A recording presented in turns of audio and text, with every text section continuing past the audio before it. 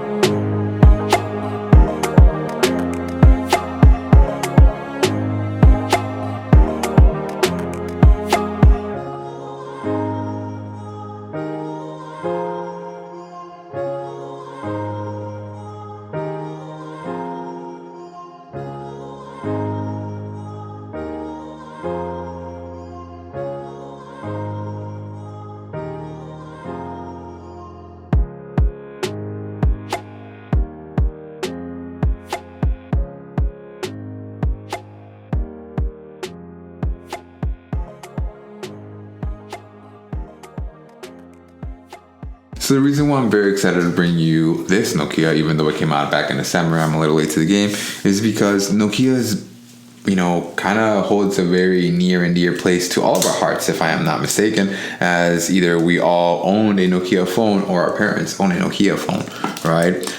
Let's go ahead and find out what Nokia is all about. And I want to find out what's in this box, as a lot of manufacturers are opting to go with a smaller and smaller box and form factor, but Nokia actually went with a ginormous box. Not only is it bigger, it's also, not only is it taller, it's also wider than its competitors. So let's go ahead and find out what all do we get in this ginormous box. Okay, hopefully Nokia threw in some goodies, as a lot of manufacturers are cutting back, right?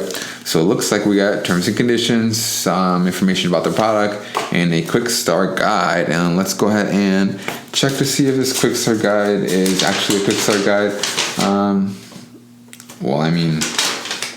It tells you to use a Type-C and not a micro USB cable. So I guess that's enough of a quick start guide to get you started and guided along. It looks like we also got in the cardboard insert a SIM ejector tool. Okay, and we do have a very nice SIM ejector tool. It makes me very happy when I see tools like these, and that the company hasn't completely given up and hasn't completely cut back on everything it can. Okay, let's find out what else we got. We got one more little box. Let's find out what's in this little box.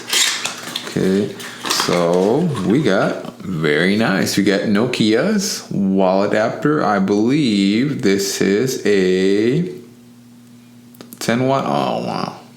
Okay, so it looks like this is just a normal 10 watt wall adapter. Nothing fancy here. I was kind of expecting for 15 or 20 at this point, but we got a wall adapter. I'm happy, honestly. We also got a black Type A to Type-C cable. So even though it's not what I was hoping for, I am at the very least happy that we do have a wall adapter. Can we just take a second and appreciate the monstrosity that is this lens array?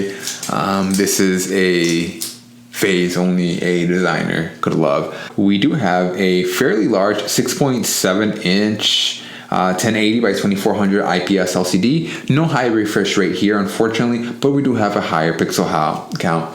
And we do have a punch hole camera that sits at 16 megapixels for all those great selfie taking opportunities we will have. Since we're talking about cameras, let's go ahead and look over at, again, that circular camera array that I was making so much fun of. And we're going to have a 48 main megapixel sensor, a 5 megapixel ultra wide, a 2 megapixel macro, and finally a 2 megapixel depth sensor. And we do have dual band Wi-Fi AC, we do have Bluetooth 5.1, we do have NFC, we do have FM radio, as well as a side-mounted fingerprint scanner. However, on the very same side, you can see we also have a volume rocker for the TikTok people. That fingerprint scanner and volume rocker on the same side drive me up the wall, because you don't know how many times I am playing a game, I am watching a movie, I am listening to music, I am on a phone call, and all I want to do is turn it up or turn it down, and I end the phone call, I end my game, I turn off my screen, I do everything except what I wanted to do, which was just to adjust the volume.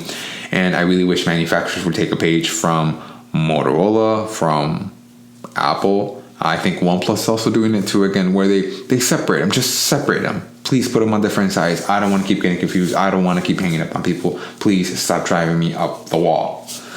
And then we go look over at the bottom of the phone, we're going to see a grill for our speaker. We're going to see a Type-C jack for charging and data transfer, as well as a pinhole microphone and a headphone jack. As mentioned before, this phone does have 128 gigabytes of storage paired to 6 gigabytes of RAM, as well as having 5G. And we also have Bluetooth 5.1. We do have dual band Wi-Fi AC. We do have NFC. We do have a chunky 4470 milliamp hour battery. For our processor, we do have a SnapDragon 480 5G, which is not the fastest or the highest end processor, but at this price point, it more than does the job and it's more than adequate. We do have the usual 6x2 configuration where 6 of those cores are clocked in at 1.8 gigahertz for those lighter day-to-day tasks, and then the remaining 2 cores are clocked in at 2.0 gigahertz for those heavier, more power-intensive tasks that require a little bit more power. I love these 5G processors.